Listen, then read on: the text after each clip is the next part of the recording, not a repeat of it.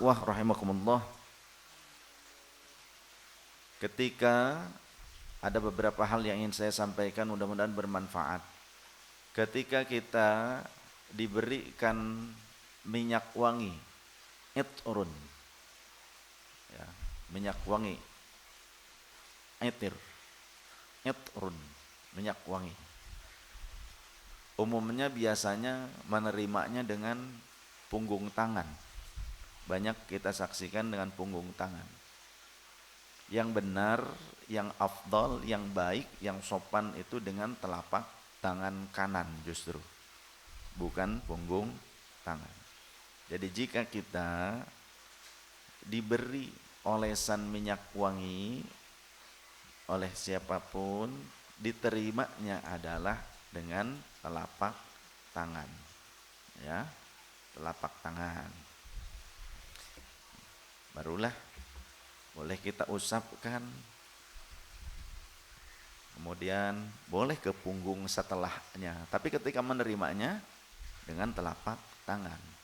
Itu cara Rasulullah SAW menerima pemberian olesan minyak wangi dari para sahabat, karena dengan telapak tangan menunjukkan menerima dengan senang hati.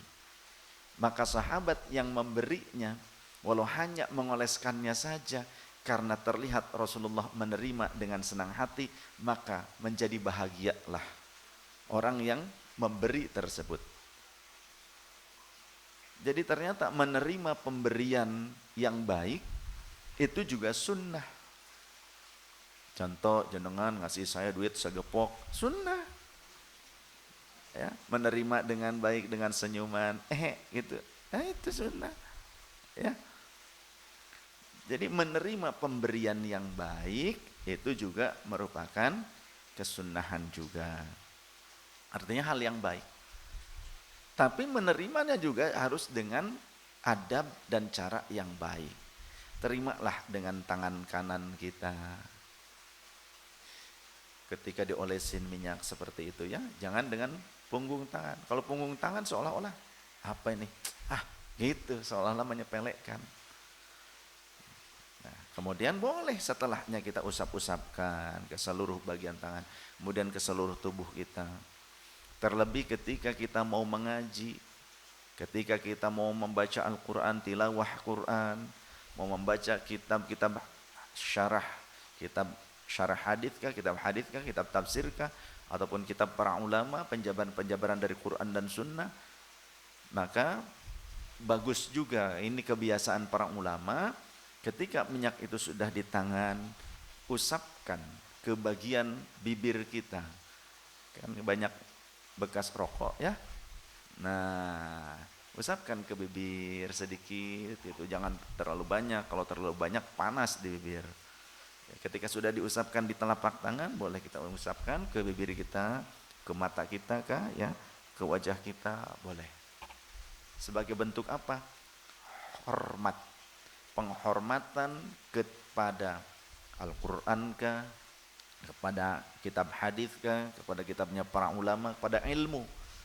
Jadi itu salah satu adab yang diajarkan oleh para ulama kita, ulama ahlus sunnah wal jamaah, kepada ilmu. Apapun yang tertera, yang mengandung ilmu, itu kita muliakan, termasuk tulisan kitab-kitab para ulama kita muliakan. Jangan kita su'ul adab kepada kitab-kitab para ulama, karya para ulama, karena itu isinya adalah ilmunya Allah.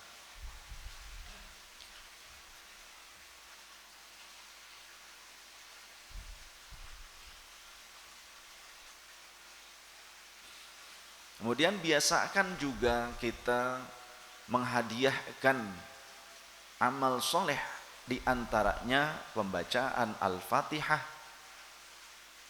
Sebelum kita belajar, seperti biasa saya lakukan, niat terlebih dahulu, terlebih ketika kita mulai berangkat keluar dari rumah. Itu yang selalu saya ucapkan, bahkan dari rumah sampai ke majelis kadang nyambung. Niatnya gak berhenti-berhenti. Segala macam niat. Nawaina bismillahirrahmanirrahim. Dari mulai itu keluar rumah, assalamualaikum dulu kepada ahli rumah, entah ada orang ataupun tidak ada orang. salam. Assalamualaikum waalaikumsalam wa ala ibadillahis sholihin. Itu yang sering saya ucapkan salam ketika mau masuk rumah ataupun pas keluar dari rumah, entah mau ke masjid, selalu Assalamualaikum waalaikumsalam wa ala ibadillahis sholihin. Mau ada orang, mau nggak ada orang, mau kucingnya lagi kerbentak gitu, kercenghar, entah kertidur, ngerek, salam, salam. Seperti itu ajar Rasul kepada sahabat Abdullah bin Abbas radhiyallahu anhuma. Karena itu adalah barokah bagi ahli rumah. Ahli rumah itu bukan cuma manusia. Ada barang-barang kita, harta kita, segala macamnya ada di rumah, termasuk para malaikat juga akan mengucapkan jawaban salam untuk kita.